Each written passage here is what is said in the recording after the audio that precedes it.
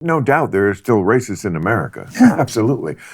We're talking about in a city in the music industry, and I'm guessing a fairly young crowd or a music-loving crowd.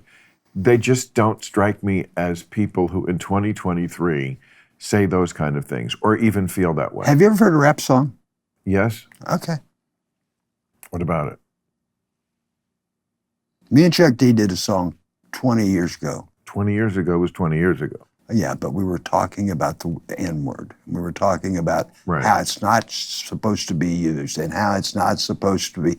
I mean, that's what I have against, not against, but you know, why I'm not a big fan of rap music is like, you guys are selling out what the people stood up for and fought for, and you're making money off of it, selling them to white kids. Right. I don't like it. Yeah. I don't like it. It's honest. Yeah, it's wrong. And so Chuck D and I did a song. I wrote the song, and then he rapped in the middle of it, and he just said, "Die, N-word, die," and that's right. But just give me an example, and then I'll get off this. But I'm just curious of a recent example in the last couple of years, specifically of a incident of racism that you saw, like on tour or something that is in this. I have a 29-year-old son. One of his best friends was black. Right? They went somewhere in Los Angeles. The guy got in an argument with this little skinny black kid, waited for him to walk outside of the bar and ran him over and killed him.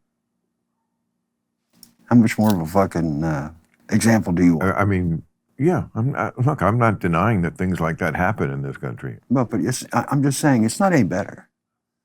I mean, you may. Well, that's what we're arguing about. I think we're not arguing about anything. We're having a discussion. Well, we're disagreeing. No. And that's okay. Yeah, it's okay to disagree. You say it in one of your songs. Yeah. Freedom of speech. Yeah. Right. I wrote a song that I never recorded because I felt it was wrong, but it was called From the Fucking Cotton Fields to the Plague Fields. Yeah. So my point is that, yeah, so what? I would say that us white people love to have black people entertain us. I would say that the playing fields are a lot better than the cotton fields. That's what I would say about that. Maybe I'm crazy, John, but it seems like making no money as a slave picking cotton was not as good as playing left field for the Yankees. I mean, I'm sure there were reasons why. Dave Winfield has some beefs against Steinbrenner. I'm sure. No doubt, there is 1 or 2% of black people in America who have a better life.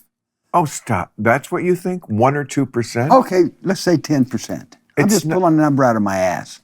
It is that. That's where it belongs. Okay, I just pulled a number out of my ass. I know, but I'm telling you, that's just not true. But, Well, okay, well. I mean, listen. We do have statistics. Talk to my son. He'll tell you. Well, he saw one very horrific incident. Maybe that has colored his thinking. What do you think? That's the only incident that happens? Of course not. And it isn't.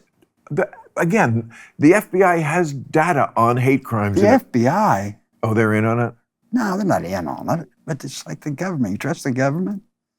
I don't trust those fucking people. I'm willing to throw them. No, I've been often a skeptic of lots of things about the government. But do I think the FBI is making up hate crime statistics? No. Do I think they're exactly as they present them? No, I don't, because... Okay, if they're not making them up and they're not presenting them honestly, what do you call it? It's somewhere in the middle. For example, they found out like a year ago that the coroners were kind of in cahoots with the cops on reporting deaths when police kill somebody. I believe it. Right. So there's what I'm saying. I'm acknowledging it's not exactly the data that they're always giving us. And it was infused with that would-be systemic racism. I'm saying we have moved on from that, not completely, and the FBI is not the cops. So when the FBI compiles data on hate crimes, I'm like, yeah, this might be roughly where it is. I don't think it's crazy off. I think I think there's mostly FBI people are squares, and there's plenty of people of color in the FBI. Now, they've also had complaints about racism in the FBI. Plenty of. Yes, as there is everywhere. Plenty of cops. And they're valid. Plenty of guys, plenty of black people are ahead of police departments across the United States, and we're going to have to disagree on this, Bill. Yeah, and we can. Yeah, I just. You think I'm going to throw you out? No, I just think No, that I just think that being open-minded about what's really going on in the streets, as we said here. Oh, I'm open-minded. Are you? Do you really think our government has improved since they killed Kennedy? Do you really think that? Well, that's such a broad. Oswald killed Kennedy. You think so? Wait. That's such a broad question. Our government has improved. What parts of it? Any of it. Any of it. Any of it. No, it's pretty politically. We have gone downhill. Yeah, there's no doubt about that. Absolutely. That doesn't mean people's lives are worse, because culture is a different thing, and America has moved on a lot culturally, which includes race, gender, homosexuality. I mean, homosexual marriage, gay marriage, was on the ballot in 35 states up until about 2014. It failed in every one. And then the Supreme Court said it was the law of the land. You don't see that is progress. You don't see that things are different. It's not perfect, but we made it. Here's my answer to that. I mean, you're so cynical. I can't believe I'm saying that. Here's my answer to that. It's about fucking time. Okay, well, great. We'll elect you the timekeeper then. Of course it's about fucking time. Everybody's late on everything. We're, as Joe Friday used to say on Dragnet, we're recruiting from the human race. Yes, we're all schmucks and we're all late. Obama was late on gay marriage. Kennedy was late on civil rights. Lincoln was late on slavery. Everybody's always late. Biden's late now on pot. Everybody's fucking late. Hold on for a second. I, unlike you,